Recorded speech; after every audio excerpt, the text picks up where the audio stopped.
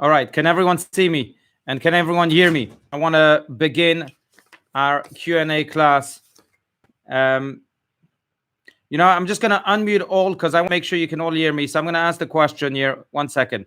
Can everyone hear me? Yes? I understand. Can everyone hear me? Yeah? Yes. Okay. Fantastic. For some reason, I can't hear anyone, but that's fine. I'm just going to mute everybody now, and we're going to be good to go. Just a second. I'm sorry for the delay.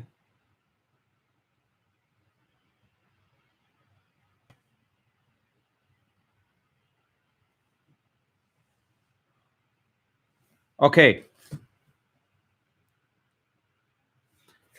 All right, ladies and gentlemen, so I'm happy to begin this class that will address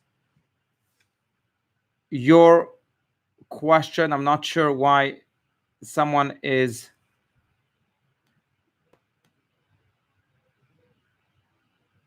sharing. Okay, that's it. I just stopped the screen sharing here. Okay. So I want to begin, as mentioned. I'm happy to begin this class, as mentioned, this new class that will address your questions on a weekly basis. We'll have this class, please God, every Thursday at this hour at 7:30 p.m. Arizona time, and it will be based really on questions that you will be emailing me that might bother you or might sit on your minds during these trying times, during these uncertain times. I received multiple questions here from many different people, which I'll address tonight. Of course, your questions will be kept completely anonymous, so you don't have to be worried about your name being publicized or your questions linked to your names being publicized, because I will keep them strictly confidential. So I'd like to begin, and maybe at the end, I'll open this up to more questions in case you may have more questions here for me, and we'll try to address them too. But I'm going to begin here with a few questions here that I received, not according to any particular order. But question number one will be as follows. So we have, Dear Rabbi, I'm reading the question. Dear Rabbi, I'm feeling a lot of guilt right now. I'm feeling it because I feel so blessed to be able to be home with our children. We have plenty of food and are so blessed to not have to worry about monetary needs. We are 100% quarantined, as we know the importance. But I also know many families, including some of our immediate family, are having to shut down their businesses, losing their jobs, having to lay staff off, etc. Can you please help guide me through some of these feelings of guilt? Good question. Indeed, many of us here in this Zoom class are, thank God, well, comfortable, healthy, have still kept our jobs, while people are losing their jobs every day because of this terrible pandemic that has come upon our world. So how do we soothe, or how do we deal with these feelings of guilt? I will say as follows. I very often think that feelings of guilt come in the most unjustified way, because we think that we can change people, we can change the world, we can change circumstances. And very often, those are not under our control whatsoever. And therefore, we should not be feeling guilty about things that we cannot change. But what we ought to do is, yes, take control about things that we can change and do our very best to change those circumstances for those people that we can have impact on. If we do that, then there won't be any room for any guilty feelings, because we will have done our best under the capacity that we have. I will quote the Kotzker Rebbe, who famously said that when he was small, he wanted to change the world. And then he grew up a little bit. He said, I can't change the world, but I can change my country. Then again, he grew up a little bit and he said, I can't change my country, I can change my city. Grew up a little bit, I can't change my city, I can change my neighborhood. I can't. And then he grew up a little more, I can't change my neighborhood, I can change my street, I can't change my street, I can change maybe my home. Then finally he reached the conclusion, well, I can't even change my home, but maybe the only person I can change is myself. I won't disagree with the Kotzker Rebbe, but I will say that maybe he went a little bit too far. There is something in the street that we live in, or something in the home that we live in, that we can change. It's not just ourselves that remaining passive and saying, well, I don't know what to do. These people are losing their jobs. Let's change what we can change. It's almost like the starfish story. You know the starfish story? I'm sure many of you are familiar with it. But there's a story about a young boy who was walking on the beach one day, and he sees that the waves of the sea are throwing all of these starfish on the beach. And there's thousands and thousands of them, and they're all dying, not being in the sea. But this young boy takes one starfish and throws it back in the sea, another starfish and throws it back in the sea, and an old man comes to him and says, young boy, what do you think you're doing? Can't you see there's thousands and thousands of starfish out there that'll all die? The young boy, instead of responding verbally, he picks up one starfish, tells the old man, you see this starfish? Then he throws it back in the sea and he says to this starfish, my actions will make the world of a difference. So friends, indeed, we can't change the whole world perhaps, but we can change the people that we are in contact with. We can help them. If we each do our part in changing our street, then the streets that we have impacted combined will then change and eventually create this ripple effect that changes the world. That's how I think we can get rid of these guilty feelings, again, with also the idea that there are things that indeed we cannot control, but there are things that we ought to control, and we have to be as proactive and as impactful and as influential about them as possible. That's to answer that question. I'm going to move to the next question. By the way, I will say, if I didn't answer your question fully, feel free to email me again, and I'm happy to fine-tune my answer, either personally or during the next class next Thursday at 7:30. Question number 2, or the next question here. Hi, Rabbi. How should we plan for Passover? Should it be business as usual if we're planning on having fewer than 10 people? Should we remove our chametz from our homes where there could be a food storage of those items in the future? Should we open our homes to strangers? What else should we be doing or not doing regarding Passover? That's, by the way, coming in about 3.5 weeks.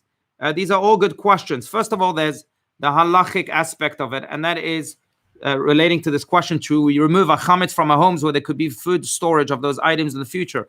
We don't have to remove our chametz from our homes, not this year and not any year. What we can do is put our chametz completely aside, lock it in the closet, completely seal it, and then sell it to a non-Jew. That's done each and every year. So we don't have to sell that chametz that we might. We don't have to get rid of that chametz that we might think may then create a food storage. We can keep it, sell it during Passover, as we do every year, and then return to it after Passover by buying it back. That's the technical aspect of it. But how should we plan for Passover? I think is an excellent question. I think none of us know what will happen tomorrow. Every day things change under this coronavirus era and forever evolving circumstances. So how should we plan for Passover? I'd like to quote, I don't know who said it, but I'd like to quote the famous quote that says that one should plan for the worst and hope for the best. I think that's been a Jewish approach for a long time. Yes, we should plan for the worst, but hope for the best in the sense that we have to think positive. We have to be optimistic. I don't think there's a more optimistic religion than Judaism. Forever, throughout generations upon generations, where Jews suffered the unfathomable, they remain optimistic. They remain with their vocation of uvacharta b'chaim, and you choose life, knowing that life eventually prevails. So we should have that positive mindset going into Passover and truly hope for the best. Hope that by Passover, this curse will be behind us, and we'll be able to celebrate Passover as we do each and every year. If this doesn't happen, we still have to plan for the worst. We still have to plan, and beyond our positivity and optimism, we have to plan. I would say this. I would say, I would submit to you maybe an unusual approach. And that is inspired by an advice that my dear Rabbi Steinmetz once gave me. He said that to be a rabbi means that many people will come to you with questions, and you'll have, as a rabbi, you'll have to answer not the questions, but you'll have to answer the questions behind the questions. Because very often we ask a question, but that's really not the question we're asking. We're asking a much deeper question. So I'm going to ask this question. Why do we celebrate Passover? Why do we like hosting people on Passover? Why do we like to have a Seder for Passover? Is this just to host people? Is it just to celebrate a Seder? Or is there maybe a question behind the question? Is this a deeper desire here? And maybe if we can reveal that deeper desire, attend to it, then we'll be able to celebrate Passover in spite of the circumstances that we are facing today. So I'd like to offer just an idea. Maybe there are 3 top reasons of why we love Passover so much, why we love celebrating them so much. Reason number 1 is, of course, for the family connection. I don't think there's a festival in Judaism that brings the family together as Passover does, friends and family. So maybe we can enhance our family connections, if that's the reason we love Passover so much, in spite of the circumstances we face, in spite of some of our family members that may be in quarantine right now. But we can enhance the family by deepening our bond with our loved ones, by making this Passover Seder a much more meaningful one for our family than ever before. Maybe we ought to prepare games. Maybe we ought to prepare questions that will spark their curiosity, that will spark their soul. Maybe we ought to deepen the quality of our Passover Seder rather than expand the quantity of our Passover Seder. Because I think that's one reason why we love Passover so much. And that reason still has to be attended to. That's the deeper reason. And that's tool number 1. Tool number 2, another reason I think why we love Passover that can still take place this year, it's because Passover celebrates our liberation from Egypt. And indeed, they say in Hebrew that the word for Egypt, which is the country, of course, that we escaped from, and that's what we are celebrating on Passover, the word for Egypt in Hebrew, Mitzrayim, also comes from the word Meitzarim, which means limitations or limits. Because on Passover, we are not just commemorating the grand exodus from Egypt, a grand celebration with so many people to celebrate this grand exodus, then at least we can celebrate in a way that we are liberating ourselves from our own Mitzrayim, from our own limitations. I think we have to make a list. That's maybe the simplest way. Make a list, each and every one of us, of things that are limiting us in life. It could be bad over the years. And this year, instead of just celebrating Passover with as many people as possible and then singing Dayenu and Manishtana to celebrate this liberation from Egypt, maybe we should go deeper and free ourselves from our own Mitzrayim, from our own Meitzarim, and in a way that will be yet another way we can celebrate Passover without needing the public, and yes, with meeting all of the impositions by the health experts and the CDC right now. Think again of 3, 4, 5 limits, life limits that you have, things that are pulling you down, and think this Passover, how you can free yourselves from them. That's number 2. And tool number 3 regarding Passover, I would say that many people love Passover because it brings a certain element of holiness to our homes. That's something we can still celebrate with or without the COVID-19.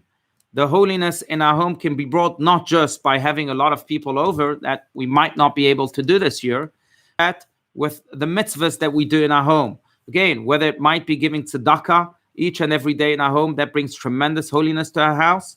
Every room, I believe, should have a tzedakah box. It brings the element of kindness, the holy element of kindness to each and every room in the house. It could be lighting Shabbat candles tomorrow night or tomorrow afternoon before the Shabbat. That brings holiness to our home. It could be being extra nice to your children and extra peaceful with your spouse. That brings holiness to our home. So if that is the question beyond the question, that is the reason behind the reason we love celebrating Passover, then it's still a reason that can be very applicable this year in spite of the limitations that we may face with the coronavirus. So just to summarize, how can we celebrate Passover this year if these limitations due to the coronavirus still exist? Number 1, enhance your family connections, deepen them, create a meaningful experience for yourselves and for your children around the Passover Seder by all sorts of ways, whether it is preparing questions in advance that will spark their souls and their curiosity, like we said, or whether it's preparing fun games or things like that. Number two, again, we can celebrate Passover without having too many people, as are the guidelines right now, by celebrating the Passover from our own Egypt, from our own limitations, making a list of 3, 4, 5 things that are limiting us, whether it's bad relationships, bad habits, bad addictions, whatever it may be, and take charge of our lives and find tools to liberate ourselves from them. And number 3, bring holiness to our homes, maybe not by inviting so many, because again, these are the limitations and the guidelines right now, but maybe by doing yet another mitzvah that you haven't done before in your house, and the more, the merrier. That's to answer that question. Next question here. Rabbi Allouche, my question is this. How does the Torah answer the question of who shall live and who shall die? I am hearing about resources being held back from people who need them in favor of others who might benefit more. I believe in this based on age, but things become trickier when we deal with all of our young people. Does Judaism even address this? Again, the question of who shall live and who shall die. This question implies that very often the answer is in our hands. Who shall live and who shall die? It depends, if we can share our resources, if we can come out of our own bubble and make an impact on our world. I would agree with that. I would agree with that, the implication of that question. And I think in that implication, we have the answer. There are, of course, calculations that are divine, that are beyond our mind, our physical human mind. There are things that we cannot understand. Why young people die is not something I think anyone can answer. Why innocent people die also, I don't think anyone can answer. Who shall live and who shall die is not a question that we can have an unequivocal, wholesome answer to. Again, we are finite beings that cannot always understand the infinite being. But there are things that we can do to at least limit those who shall die according to nature, by extending a helping hand to the elderly, to the vulnerable in the coronavirus situation, by joining the CBT emergency team, which we created just a few days ago. And please see Valerie Borden for that. And her email is widespread now. And delivering foods if you can, and participating in those relief efforts all around the world. I think that's something that we ought to do. And I think that the rest will hopefully be done by God, and he'll bring upon his healing on our planet. But we ought to do what we ought to do, and God will hopefully do his part. As the famous Jewish saying says, we have to do the best, and God will do the rest. Or to quote a verse in the Torah that says that God will bless you in everything that you do. What does this mean? That God will only bless you in your deeds. If you do something, then God will come and bless you. If you stay passive, the blessings too will stay passive and not come to you. God will bless you only in everything that you do. In the words of the Torah. Next question. So, all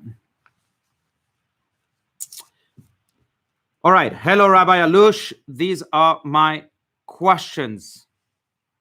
How do I remain connected to God without being able to go to my synagogue?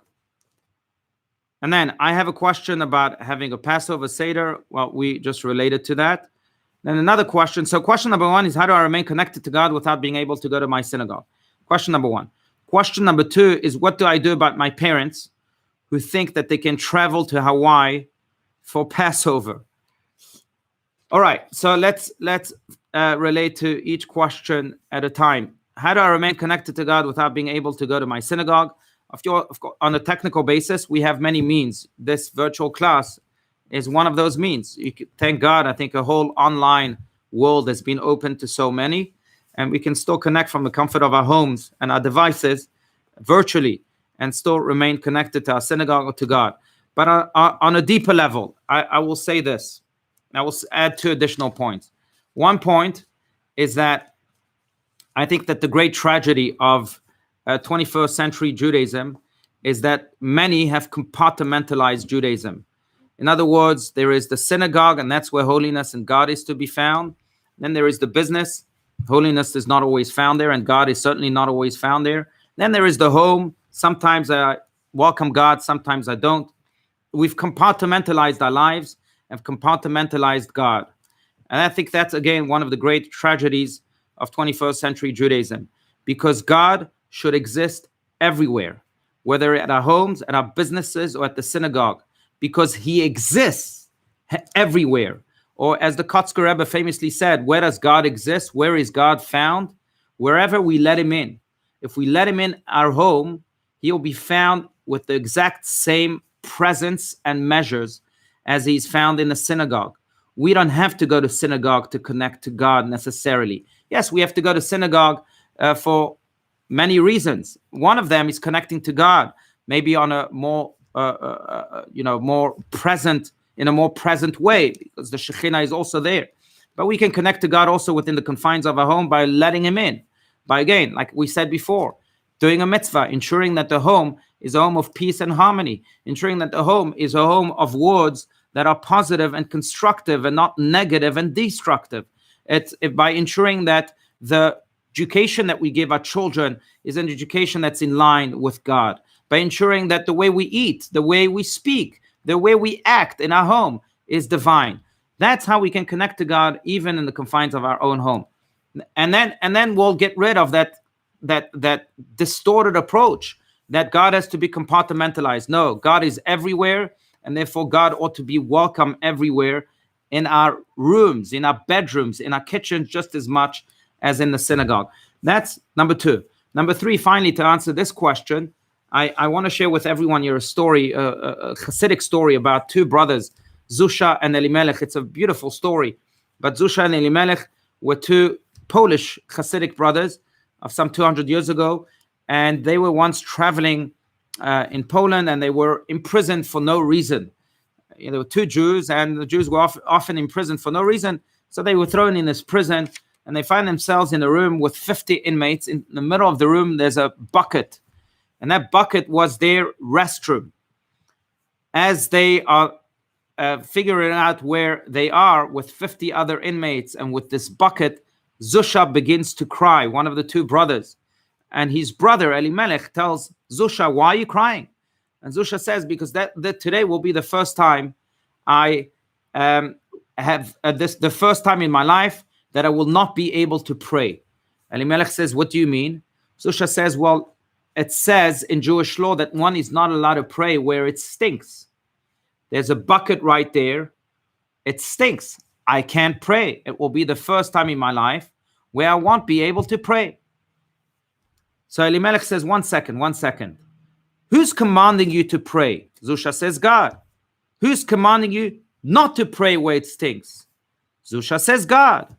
So he says, by praying, you're connecting to God. By not praying, because it stinks, you're also connecting to God. You're, in both instances, are following God's commandment. So what are you worried about? You are achieving the same thing by not praying as you are achieving by praying. You're connecting to God. Zusha says to Elimelech, you know what? You're right. And as a good Hasidic Jew, he begins to dance. And he takes Elimelech by the hand and he says, let's dance with all of our inmates here. And soon enough, they form the circle of dance. All the 50 inmates are dancing all together.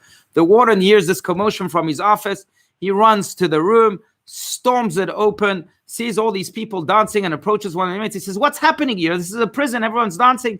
And they point to Zusha and Elimelech. They say, so, well, what about these two brothers? The warden says. They say, well, they explained to us that the relationship with God has become even stronger thanks to this bucket. Before it wasn't as strong. Now it's even stronger. The warden doesn't understand, again, the commotion. He's all upset. He goes to the bucket. He says, if the bucket is the reason for this commotion, I'm going to throw it out the window. He picks it up, throws it out the window. The dancing stops. Elimelech then, with a big smile, turns to his brother Zusha and he says to him, Zusha, the bucket is no longer here. Now you can pray. And Zusha begins to pray. That's the Hasidic story. But why am I telling you the story? Because very often God tells us, go to the synagogue. And that's one way to connect to him. I believe that the synagogues in many places across the world are now a dangerous place, especially for the vulnerable. And God is commanding us, just as he was commanding us to go, he's commanding us, choose life. Pikuach nefesh, saving lives comes before anything. Don't go to the synagogue. So by not going to the synagogue, let us remember that we're also connecting to God. And that's another thought to have if we feel disconnected to God because we are not able to go to synagogue during these very trying days. Anyhow, that's to answer that question. The other question that was asked here, what do I do about my parents who think they can travel to Hawaii for Passover? So yes, there is the question of kibud avayim, the commandment. It's the fifth commandment in the 10 commandments that one has to respect the parents. So you have to be diligent with how you deal with your parents, you have to be respectful, you have to know how to speak to them and how not to speak to them. But I truly believe that when it comes to pikuach nefesh, which means saving lives, then that is of paramount importance. And we have to use as much pressure as we can, even on our parents, to save them from potentially harming their own lives. So if your parents want to travel to Hawaii for Passover, I haven't checked the situation in Hawaii as of late. I don't know if it's a safe place today or not because of the coronavirus. But if it's not, then we ought to use as much pressure as we can on our parents in order to literally save lives. How much pressure you can use, consult with your local rabbi. That's what I can say. But if you feel that you haven't used all your pressure, then do it all the way. I mean, of course, in a respectful way, still being in line with the 5th of the 10 commandments of respecting our parents. But again, everything must be done as much as we can to save lives. That's to answer that question. All right, we have a few more questions here. Next question, dear Rabbi, I have a loaded question. This is what the question is. Listen carefully. How can we teach our kids resilience? Or what are the Jewish teachings about resilience? Okay, good question. How can we teach our kids resilience? I have, let's say, a 3-part answer to this question. Question number 1 is, I think we can teach, our kids anything by being a model of that anything.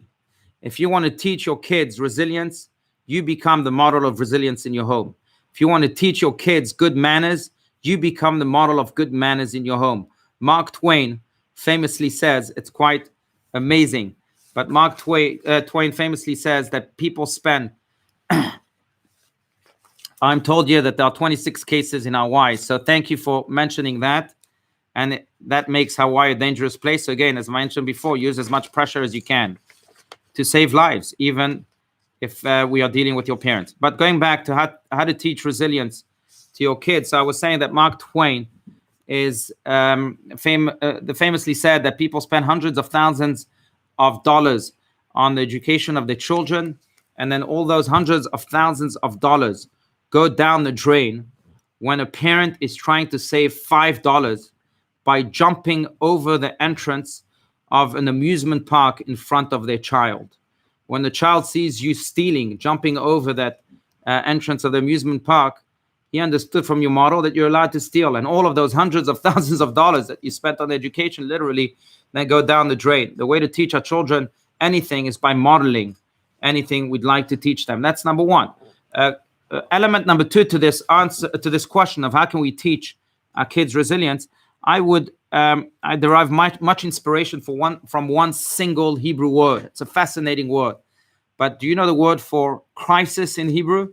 It's interesting. The word for crisis in Hebrew is mashber. Mashber. Now, in biblical Hebrew, you know what mashber means? Fascinating. Mashber is the bed on which pregnant women give birth. That's what a mashber is in biblical Hebrew. So it means crisis, and it also means a bed on which pregnant women give birth. Why? Because in Judaism, we believe that in every crisis, there is an opportunity for birth. There's a great blessing about to come. And if we can embrace the crisis and dig into it and find out exactly what is that blessing about to be born, then we'll have not just a crisis, a mashber, but we'll have a beautiful child being born like the biblical mashber. I think that's the Jewish approach. How can we teach our children resilience? I think by teaching them that even when they face challenges, then they ought to know and believe and have complete faith that within that challenge, there is great opportunity. There is great blessing. When one believes that, then he can become resilient towards that challenge. If you escape your challenge, psychologists will tell you that there are two ways to face a challenge, two instinctive ways. One is fight or flight, right? You either fight it or you flee it. Judaism doesn't believe in neither. Judaism believes in embrace the challenge, because we really believe that in every challenge, there's great opportunity. It's fascinating to me, I will say, we just celebrated Purim. I was thinking about this. But who was our big enemy on Purim? Haman. Haman wanted to exterminate the Jewish people. What did we do with Haman today? Besides mentioning him and making noise when we mention him during the Megillah reading with our Gragas, what do we do with him? We turned him into a delicious delicacy. We have Hamantashen. Who does that? Here are Jews who take their enemy literally and turning into the sweetest thing, especially if it's a chocolate Hamantashen. That is the sweetest thing. Who does that? But I think it's reflective again of our approach, that in every challenge, even if it's the most bitter enemy of the Jewish people, there is great sweetness. And by teaching our children to not give up, because they have to have faith that one day they will find that blessing, that will find that sweetness.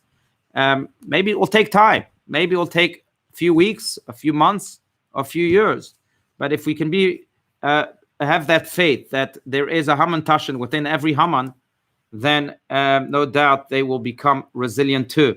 I am saying this also in our era. No one can see the good in this coronavirus. Maybe one day, I have faith that we'll be able to look back and connect the dots. There are great blessings, I think, that we are seeing.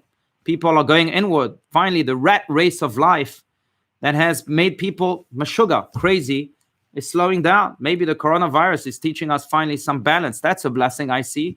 I'm sure there'll be many more blessings that looking back in a few weeks, few months, few years from now, we'll be able to see and again find the Hamantashen within the Haman. That's number two. And I think that's another way to teach our kids resilience and ourselves. And number three, I think the other tool towards resilience is consistency. I once asked my rabbi, and I've said this many times, Rabbi Steinsaltz once told me, when I asked him if he had one word in which he can condense all of Judaism in, what would it be? And he said consistency. I thought he would say love, kindness, mitzvah. No, he said consistency. Judaism also believes in consistency, that we have to be as consistent with our good deeds, as consistent with our soul, with our divine powers, with our talents, with our skills as possible. And that's what makes the difference between a 5-minute hero and a lifetime hero. Think of Michael Jordan. He was my basketball hero growing up, but he's a man we think had the best talent in the world, but he also had the best consistency in the world. He would practice for 8 hours minimum a day, basketball, even when he was the best in the world.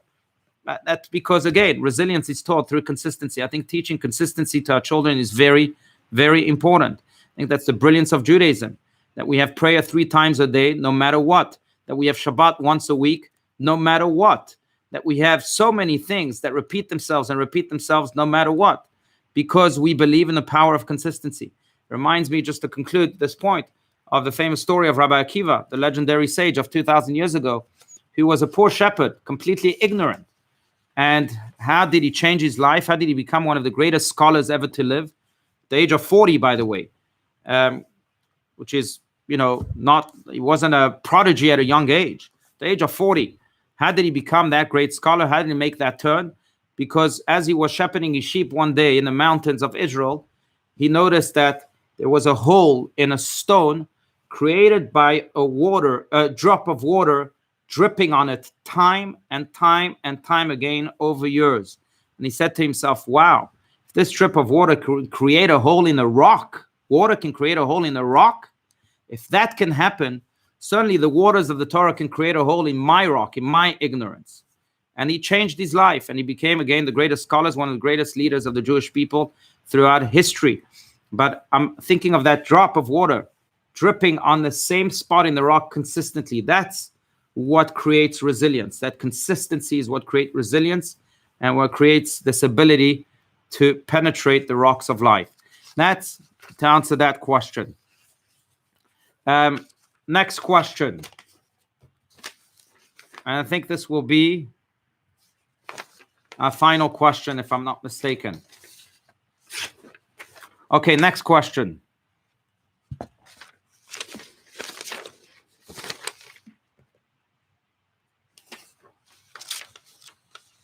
Oh, all right. It's not here. Okay. It's a short question. And I'll conclude this with that, and maybe we'll open this up to any Q&As. But this is it. How does Judaism approach pandemics? Do bad things happen to good people? The classic question. Indeed, we are seeing that pandemics are not differentiating between people. This specific pandemic, I know, has hurt so many good people. I know people that are close to me that have been hurt by the pandemic. If you remember, a year in Scottsdale, about a year ago, and it was a little more than a year ago, it was a grand opening of a brand new building of Congregation Beit Tefillah. We had the pleasure of hosting Rabbi Zinger from Israel, who's the head of Rabbi Stein's high school yeshiva, where I personally studied. Rabbi Zinger in Israel, some of you may remember him. He today has the coronavirus. Right now, he's in some hotel turned hospital in Tel Aviv being treated. So I don't believe he deserves that in any shape or form. Indeed, bad things could happen to good people. But how does Judaism approach pandemics, and why do bad things happen to good people? Well, I addressed this question in my class yesterday, and I will say once again, I don't think there's an answer to that question. And I will quote Rabbi Yekutiel Yehuda Halberstam, who was a hero of this generation. He himself was a Holocaust survivor. He saw his own wife and his 11 children murdered by the Nazis. He survived miraculously, and he came out of the Holocaust literally orphaned and barren. He was the head of the Hasidic group called Tzanz. Most of his Hasidim were also murdered in the Holocaust.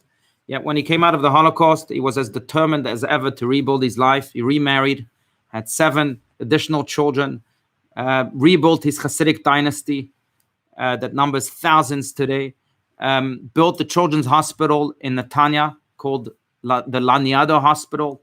He was a man of tremendous character and holiness. But Rabbi Yekutiel Yehuda Halberstam was asked a similar question. He was asked, where was God in the Holocaust? How could God do so many bad things to so many good people? And he responded as follows.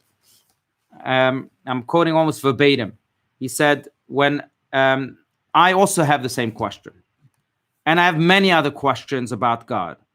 And I am sure that if God wanted, he would invite me to the heavens and answer all the questions that I have. But I'd prefer to stay here on planet Earth with the questions than go up to the heavens and receive the answers. In other words, I'd prefer to remain here alive, right, on planet Earth, even though I have all these questions, than go up to the heavens and receive all the answers. What Rabbi Halberstam was implying was that we are, again, like we said, finite. Our brain is very, very limited. We cannot understand God. Anyone who thinks they can understand God is a liar, a fool, or a false prophet. I don't think there are instances like these instances of the pandemics, like asked in this question, that can be understood. But what we ought to do is change the question of why. Why do bad things happen to good people? Why these pandemics? Why it's never helped us? We have to change this question. What can we do about this?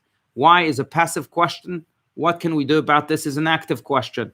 It's a question that propels us to eradicate the bad in the way we only can, to impact lives that only we can impact, to savor the moments and infuse them with holiness in a way that we only can, and to ensure that every place that we go to, every person that we encounter is a moment of great divinity, of great holiness. And in that way, I think the goodness that we can do and ought to do will then prevail over all of this bad. That finishes the round of questions that I received here. I will say just two things before I open this up to questions and answers. Number one, this will be a continuous class every Thursday at 7:30 at this time, 7:30 Arizona time. I encourage every one of you to join, but most importantly, I encourage every one of you to send your own questions. I know these are uncertain times, and we're all going through very tough emotional periods. And I again encourage you to send in your questions, and I'll attempt to answer them. Can't promise to answer each and every one of them, but I'll attempt to answer them with Judaism's perspective. That's number one. So again, next week, 7:30 p.m., same class, questions and answers, answering your questions. And please submit your questions via email. I promise to keep them confidential. That's number one. Number two, I also remind everyone that our virtual classes continue. The next immediate virtual class will be tomorrow at 11:30 a.m. Information was sent about this.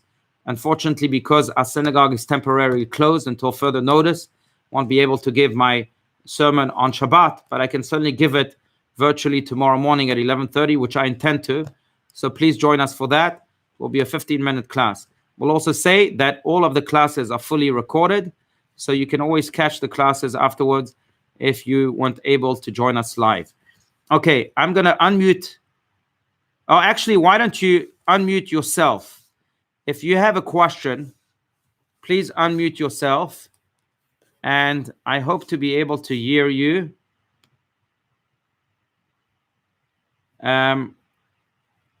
Or the other option is to write your question via chat.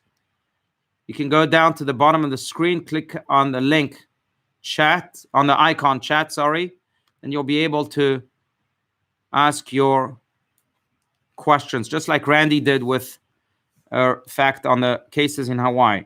Does anyone have a question? Please type them.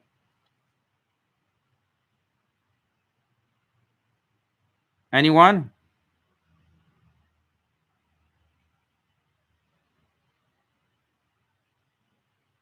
Max, do you have a question?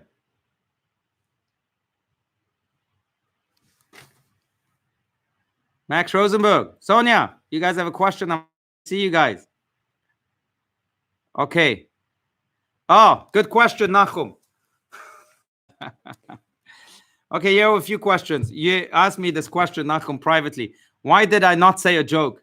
I promised that for tomorrow's sermon, I'll tell you a joke. And maybe I'll try to incorporate that. You're right. Next week, next Thursday, I'll have a good joke ready for you. All right. Next question. What time tomorrow? Linda is asking. Tomorrow again at 11:30. 11:30 a.m. Arizona time until about 11:45 a.m. Arizona time. Please join us on this same Zoom link or on YouTube also. Anyone else?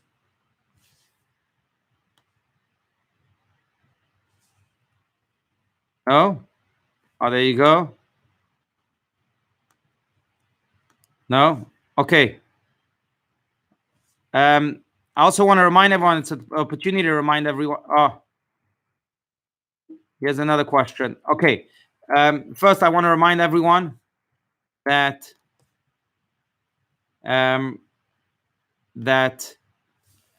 there is also a virtual synagogue that we put on. Today was our first service, and everyone is welcome. Just like we did each and every day, we prayed at 7 a.m.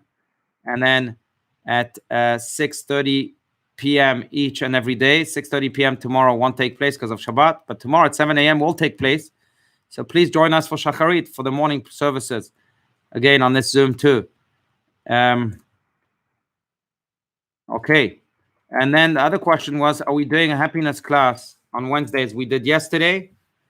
The answer is yes. We're going to do a class, hopefully every Wednesday now. Oh, that's a great question by Margot here. What does Judaism tell us? You can all access it through the chat. What does Judaism tell us about the power of the mind to be our best ally ally or worst enemy for both our mental and physical health and how we treat others. Judaism says a lot about the power of the mind. You're absolutely right, Margot. But our mind has tremendous power. I wish everyone would know the power of the mind. They'd be more careful about the thoughts that they have, about the attitude in general that they have. But I will say this, that I will quote the 16th century rabbi of Prague, the Klei Yakar, Rabbi Shlomo Ephraim Lunchitz, who writes in his commentary on the Bible as follows. It's unbelievable that even if there is a bad decree on a person, yet a person thinks positively, that power of thought itself can annul the bad decree. Just by thinking good, we can annul bad decrees that are on a person. The power of positive thinking, the power of the mind is so enormous that it can even change heavenly decrees. That's how powerful it is. So to answer your question, Margot, absolutely. The mind, especially when we face pandemics like this, the mind has a lot to do, a big role to play. We have to think as positive as possible, as optimistically as possible, and as joyfully as possible. Any other question? Will I be doing the 13 petal rose on Wednesday as well? Yes. For all those asking about the classes, yes, please stay in tune though, because a full list of my classes will continue to come out in our emails. I'm going to send you my email here via the chat. If you are not receiving my email, please shoot me an email and I will make sure to include you. Here is my email address, everybody. And another question. Another question is this. Great question. I think it relates to the question that was initially asked at the beginning of the class. I must say that I'm having a great time. I took a leave of absence from work and I'm spending all the time with my family. This is a blessing for me. Is that okay? Absolutely. It's more than okay. I think that just as our eyes are open to the curses of this pandemic, our eyes also have to be open to the blessings of this pandemic. One of the great blessings, I believe, as I mentioned, is that people are going inward. They're connecting to their families in ways that they never connected before. They're pausing their lives and recalibrating their lives in a way that they are making the important and the trivial in ways that they have never done so before. So absolutely, we have to be open to those blessings. We have to cherish them. We have to celebrate them. And we have to develop them. Any other questions? No.